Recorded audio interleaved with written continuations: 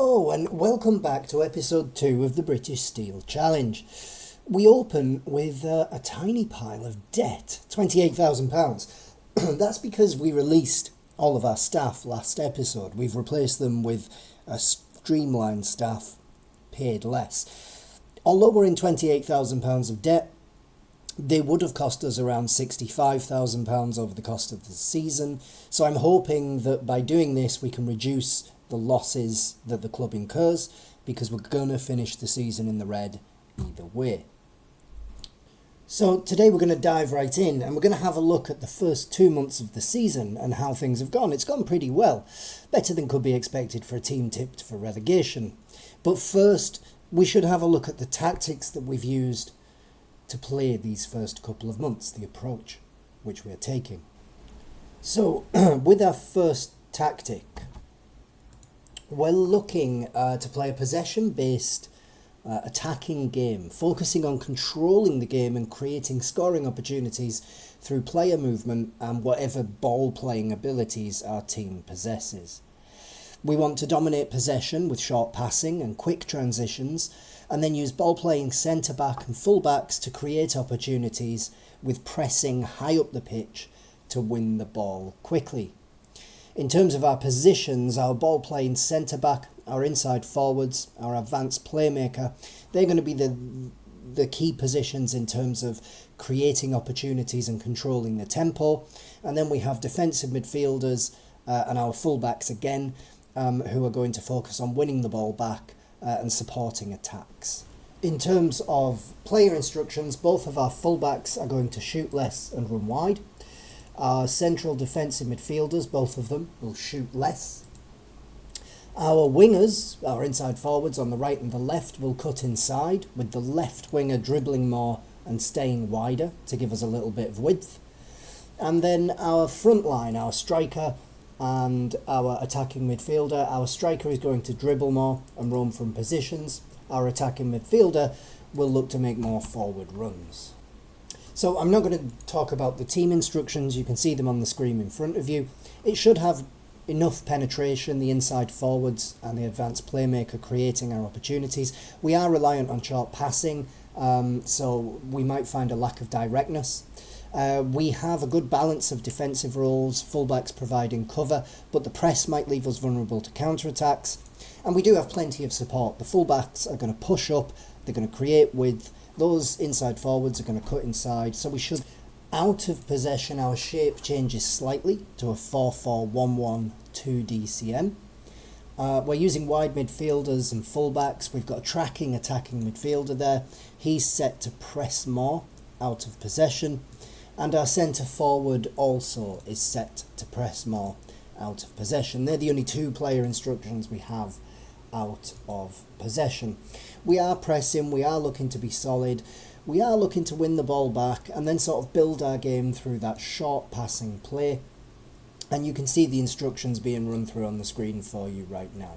This is our first tactic. We do have a second tactic, which I'll go through now. So for our second tactic, we're taking a more direct game. We've basically tried to play through the press in tactic 1 with a short game, and we're going to bypass the press with a direct game in tactic 2. The roles and the positions and the shape are identical. The only difference is the mentality. We switch to attacking for tactic 2, and the team instructions. We go slightly more direct, and we're bypassing that press with long balls. You can see all of the instructions on screen for you here now. So we're looking to hit the opponent hard, fast on the counter-attack, but this might leave us vulnerable to balls over the top. If the opposition is in control of the game, this is the tactic we switch to. So looking at our competitions then, we are supposed to reach the second round of both cups and avoid relegation. We actually started the Nathaniel MG Cup in the second round, where we drew Barry Town United. Let me just scroll past the friendlies. Barry was the first game of the season.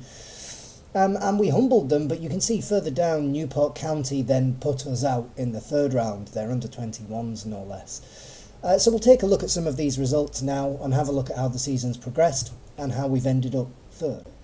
And it was a good opening game. We dominated Barrytown, a team who I suspect will be relegation rivals with us. We had good performances from a number of players, and we'll go into the goals now. It took just 2 minutes. Massive howler from our goalkeeper, and it's headed in by Barrytown. Not the start we wanted. Fairly quickly though, George picks up possession, recycles it, squares it to the near post, and Whitten is there, and he puts us back ahead. Very tidy goal. In the 21st minute, we played a rather speculative ball forward. Whitten knocks it on, and Rio Dyer's there at the far post. Great finish that, and all of a sudden, we were in front. After registering a goal and an assist, Whitten starts a move off that sees Walters take the ball down the right. The initial ball across isn't too good, but it's tidied up by Herford, who squares it, and Whitten's drifted into the centre to pick up his second goal of the game. And at this point we thought we were sitting pretty, but a ball is played over the top to Wigley. He shoots and Fanning tries to get a touch on it and inadvertently sends it into the top corner. Oh no. Out of nowhere, Barrytown made it 3-3. A ball from the goalkeeper hit long. Rio Bevan are just all over the place. Not only does he let his man past him after failing to control the ball, he gets dribbled past in the box. Then Fanning has another nightmare, missing his interception, and Wigley pops up at the far post for a tap-in. So we switch to attacking. We got a corner late on. The ball was recycled by Price and given back to Walters, the taker. And how about that? What a finish. On an attacking mentality. With the celebration to match, I might add. Now this was a trend that continued, moving forward to the TNS game.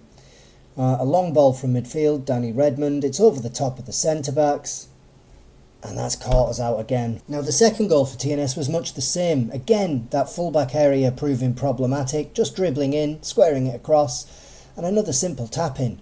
There's a pattern here. And indeed, that pattern sort of continued. We picked up a solid result against Cardiff Met, but it was a very late winner. But we played well, we defended well. Similarly against Llanelli Town, they took the lead early on, we rallied back in the first 10 minutes, and then the game sort of fizzled out. That was followed, though, by 3 draws and a loss. And a loss to Newport under-21s, and that sort of hurt me, because they're an under-21 team. That knocked us out of the MG Cup. At that point, we decided maybe a change was needed. And so ring the changes we did. A couple of the goals began on our attacks when we were committing men forward, especially those fullbacks getting too far forward. So the first thing we did is brought our mentality back to balanced. We were over-committing to some of those overloading opportunities that we had, and we were committing too early in the attack and getting caught with long balls over the top or balls down the channel. We changed some roles around. We've kept the dual fullbacks, but we changed one of our midfielders to drop deeper and act as a secondary centre-back while the other one presses. We also made a change up top just in order to sort of make sure our attack can keep up with our transition, changing to a wide forward on the left and an inverted winger on the right. We have an advanced playmaker and a tracking attacking midfielder just to help out with that press centrally, and we've changed from a centre forward to an outlet centre forward just to give us a bit more oomph on the counter attack. In terms of player instructions, on our fullback we're still running wide, we're still shooting less often, but now we're making fewer runs forward on both sides as well. That's in an attempt to keep that back four very solid and very organised. We didn't add any extra instructions to the defensive midfielders, they're still shooting less often. The instructions, player instructions, remain the same on both of our wide men. On the left we stay wider, we cut inside and we dribble more to try and stretch the defence a bit. On the right, that what's now an inverted winger. We asked him to roam position, that's a new instruction, but he's still going to cut inside with the ball as well. The attacking midfielder's still going to press more, but now he's going to make more forward runs as well, just to try and give us a bit more dynamicism, help him to win the ball a bit deeper and double up with that pressing defensive midfielder, and then drive forward and look to lay it off either to the flanks or to our centre forward. Our centre forward is roaming from position, he's dribbling more, and he's pressing more as well. He's our main goal threat. What we're looking for is very fast vertical passes to either the wide men or to the striker. And what we're trying to do is attack the ball from wide and defend very zonally and very responsibly. Obviously, we saw that the fullbacks were getting dribbled past quite a lot. The balls were coming over the top. So out of possession, we have changed things around in terms of our team instructions. We're still more direct, going at a higher tempo. In possession, that's all fine. Out of possession, we're using a mid-block and a standard defensive line, and we're going to step that defence up to try and meet any oncoming threats. We're only using a standard trigger press because positioning seems to be an issue for us, and we're not counter-pressing for exactly the same reason as well. What we want here is a responsible defence, and then a sort of a dynamic and fluid attack. This is not a meta build, but this tactic here is available on FM Scout. I have uploaded it. It's been tested with Arsenal, with Burnley, with AFC Telford, and obviously with Briton Ferry here, and I've had some good results with it too. So hopefully this tactical change helps to shore us up a bit and allow us to maintain that decent start to the season that we've had already. We sit in third place after the first 10 games, 2 months of the season down. We've scored 15, only conceding 9, giving us a positive goal difference. We're predicted bottom, so we can be quite happy with that. In terms of the squad, it's made a difference. We do have some good performing players. 2 standouts, to my mind, are Corey Herford and Finn Witten.